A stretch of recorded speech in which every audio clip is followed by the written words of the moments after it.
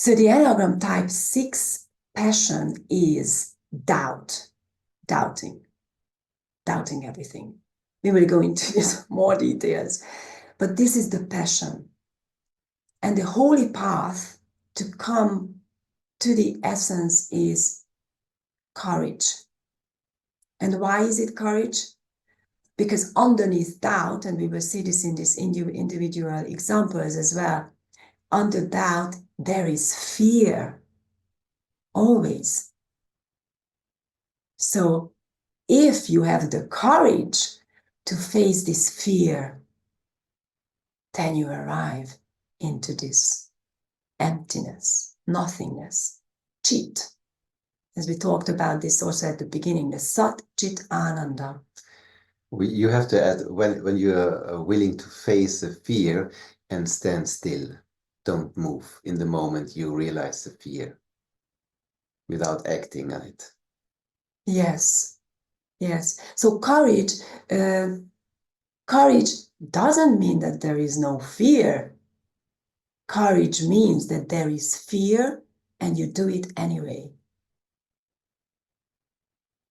You have and everyone has the capacity to stop. And the good news is that with the Enneagram, if you learn about your fixation and you know how you function, you know where to stop, what you can expect. In the case of the sixth fixation, what you will expect is this bloody fear, really terrorizing fear. But you know that it will be expected. And you also know, with the help of someone or just in satsang, whatever, is that it is possible to stop in it. And fear is only energy. It's your life force. So to avoid the fear, we create a thought, and this thought is doubt. So the sixth fixation is doubting the future, is doubting the world, is doubting themselves. They're doubting everything except doubt. Doubt seems to be reason. Doubt seems to be real. It's like, I'm just figuring it out. You know, it seems real that these are like legitimate thoughts about something in the future, and I can feel the future, and now this is the one, and I will go this direction and not that. So, and this is justifying actually this continuous running of neurotic thoughts. Once the sixth fixation stops doubting, they can fall inside. And what they feel is fear. And fear they try to avoid. So immediately they jump right up and start coming into the brain again and start talking to themselves again, since fear is not safe to feel fear. So fear is underneath the doubt. That's important. And to avoid the fear, they go into the mind and start talking. So this is, the fear is actually giving energy to this internal mental dialogue, which is always wrong. The talking style is called setting limits. So since this whole thing is based on trying to figure out where is safety, they also have to, this also is shown in the talking style, where they try to put it into small portions, into small pieces which are handleable, which you can handle, which are safe. So when it gets too big, make small portions out of it. And usually when a sixth fixation is talking, there are two versions. One is that they are stuttering or have a lot of ahs or ms, because there is a lot of information. There is so much information which wants to come through one mouth that is really difficult. And then they start in one thing, and then another train of thoughts come in, and they also want to want to say this, but wait a minute, and then we also saw this, and then again, and it's like this stuttering way of talking. And the other version is that they are continuously talking without breathing. They can really talk very fast and don't make a stop and blah blah blah blah blah blah blah blah blah. So it's sometimes really difficult for the other one to follow the sixth fixation when they are really in their thing and start talking. With the sixth fixation is that there is an authority in their childhood. This is usually the father. So the father is on the pedestal, and at some point he's pushed off the pedestal. He is not this God. He is not this one who could save me, who could teach me how to make it through this life. So maybe the father was not really trustworthy. Maybe the father was not really successful in his job. Maybe he lost his job or he was drinking or something. So this was not safe anymore. At some point, the sixth fixation realized usually the father is not safe. Doesn't mean safety for me. So this creates this feeling or this thought that the authority is not really trustworthy. And that's why the sixth fixation does this talking behind the back of the authority and creating these clusters and talking bad about the authority, but never directly, never to the face, because there is not enough courage for this.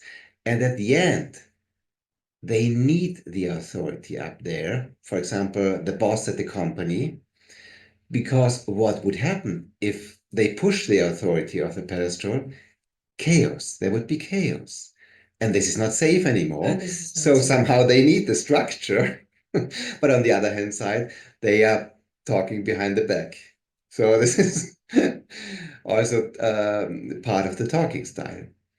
This Enneagram Type 6 really likes hierarchy, like the pecking orders, like where do I stand, where do the others stand, and what is the structure, and everything should be clear. So then I am safe. I know what will happen and how it safe is. Safe is an important word. By the way, Germany is a sixth fixation country. And this brings us to the next point, the dichotomy, which is pushy surrender. So just as we saw with the talking style, when they are talking behind the back of the authority, but when they face the authority, they surrender. They never talk directly into his face something bad. This is the dichotomy of the sixth fixation. It also shows up in relationships. So when they realize the partner is the weak one, they can be really pushy and they tell him what to do and how to do it and this and that. And when they realize the partner is really strong, they can really surrender and be nice and harmless and soft, melting somehow. And this can change. Also, there are these relationships, for example, when two sixes come together, it can change from day to day. Today I am pushy, tomorrow I will surrender. This is a game which is playing here and there. So the next characteristic is the defense mechanism. And the defense mechanism in case of the sixth fixation is projection. So what does projection mean? It's like this, I feel angry, but it's not me. I'm not an angry person. It must be you. You are somehow aggressive. And I feel this. You are triggering me. You are triggering me. So uh, I'm feeling afraid. But actually, I'm not afraid. So it must be your aggression. Maybe you are aggressive towards me. That's why I feel afraid. So they are avoiding their own feelings by blaming the other one, blaming the world, that it's their thing, and they are just empathic people, they can feel it, but it's never theirs. Yeah, they're very clever to somehow justify it that it's not theirs. And they will make you believe that it's yours. You're the angry one, you're the whatever the feeling is, doesn't matter. Because they believe it themselves. It's true for them. It's not, they don't realize that it's a protection, that's a system. It's just the truth. And this is what keeps them safe from feeling the fear, finally, from realizing this is my fear. Yeah, this is also a strategy to avoid fear. Their own fear. Yeah. And he also mentioned, the first guy also mentioned for the sixth fixation is paranoia. Yeah, that also goes hand in hand with this projection. That's the product of projection, actually. And paranoia because you are afraid, so you think that the whole world is, wants to come against me, or there is some danger all the time, which I have to figure out. So I have to know who is good, who is bad. And you have to think about the future to figure out what to do next and you tomorrow. think that that's vigilance, but this is actually a kind of hyper vigilance, which is out of fear, like, oh my god, paranoia. It's called paranoia. This is not real vigilance, what we talk about in satsang. Vigilance would be like, you stay with the fear. Like, okay, Without moving. I'm not moving into this paranoia. Moving in that is deviance. Deviance is everything which is different, everything which is out of the norm. So this is danger. Because you don't fit into the norm, into the structure, especially when it comes, for example, to sexuality. Some six fixations have this fear when they really let go, open up, that they could become obsessed with sexuality, and it could get crazy, and they would like to have sex all the time. So they have to control it somehow. And it's the same with everything. They are not really willing, or they were very afraid of letting control go and let the full thing come in and take you, because it's dangerous. Yeah, and it's the same with the mind. So they are very much afraid of madness. And on the other hand side, this madness somehow attracts them. They are curious about it. They would like to watch it a little bit. The most therapists are six fixations, because they want to get to know it more, to get it in limits, like, if I study more about madness, then I will not get mad. So because they are afraid of this getting out of control and becoming mad. Studying it and then analyzing it. And actually, so as usual, then we finish with this, that, okay, so I am an Enneagram Type 6. So what can I do to wake up? So, and the Enneagram, as we said, also gives the answer to this, which is, face this fear. I mean, not even the Enneagram. I mean, the Enneagram tells us what's in the depth. So we know that there is fear. And what we are saying and what we learned is that you can stop and you can feel the fear, meet the fear, not because you want to get rid of it, but go deeper. You can arrive somewhere else, which is always a mystery. First, you when you stop the internal dialogue and you drop in, and fear comes up, you start unlabeling the fear. It's not fear. Let's not call it fear. Let's see it as an energy. Where is it in my body? And sense the place, yeah. And sense it 100%. And what's even deeper? And then usually what you experience, that you arrive into your body.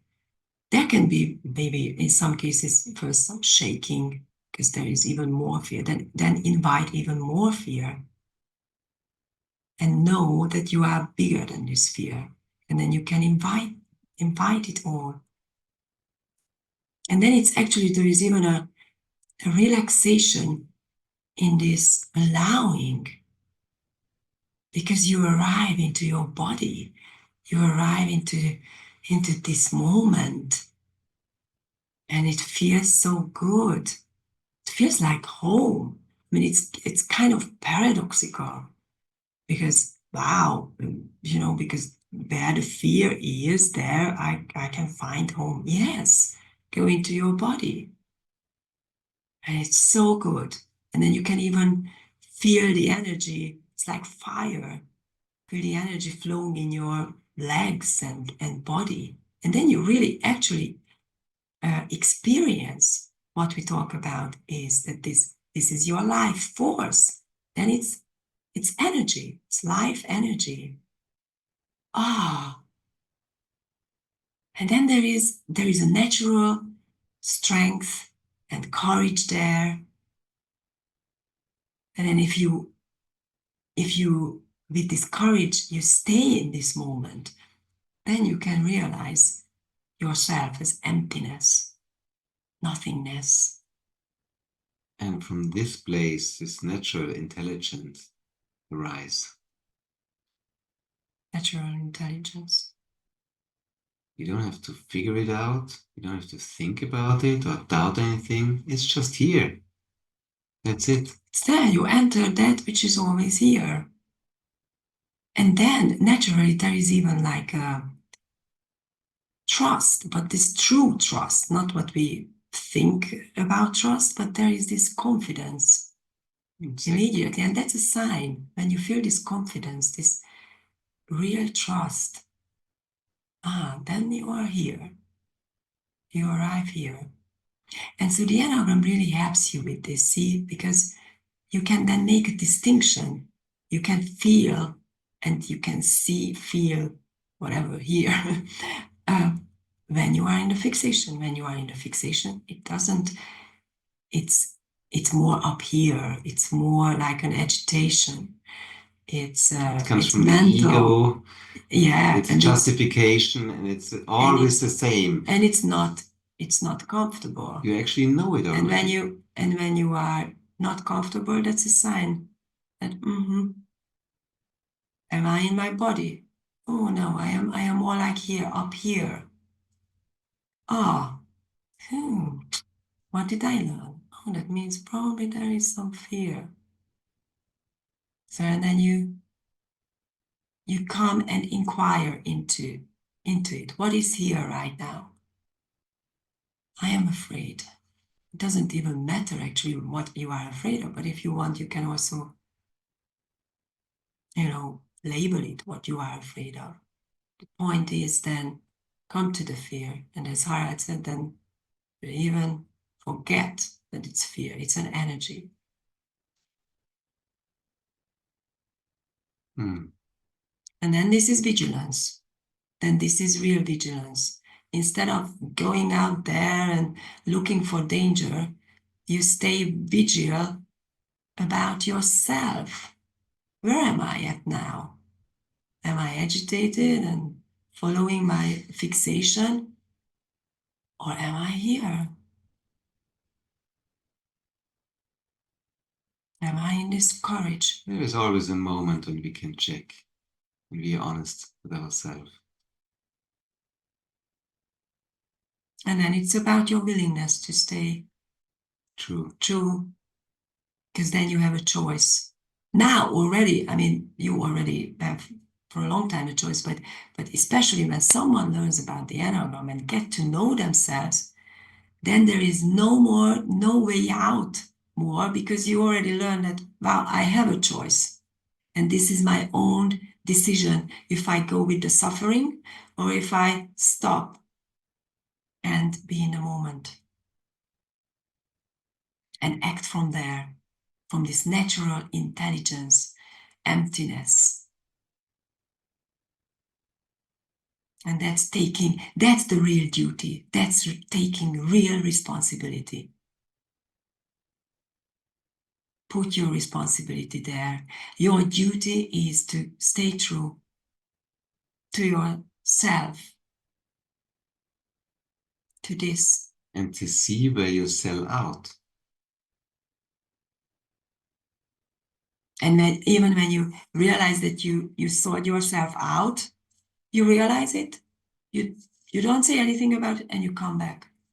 You don't start blaming, oh God, I sold myself out. No, it happened. Okay, I come back. I realize it. That's the moment. That's the magic moment when you realize that you have been gone with the fixation. That's the moment. That means that you are already out of it.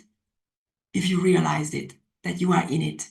And when you start blaming yourself for losing it, you actually are going back into your trance. That's unnecessary suffering. You just realize it. Oh, okay.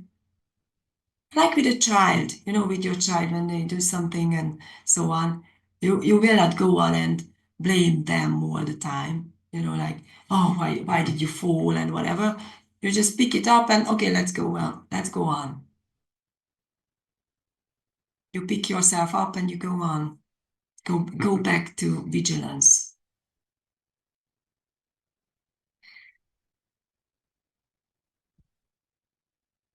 Okay. Thank you so much. Thank you. I will stop the recording now.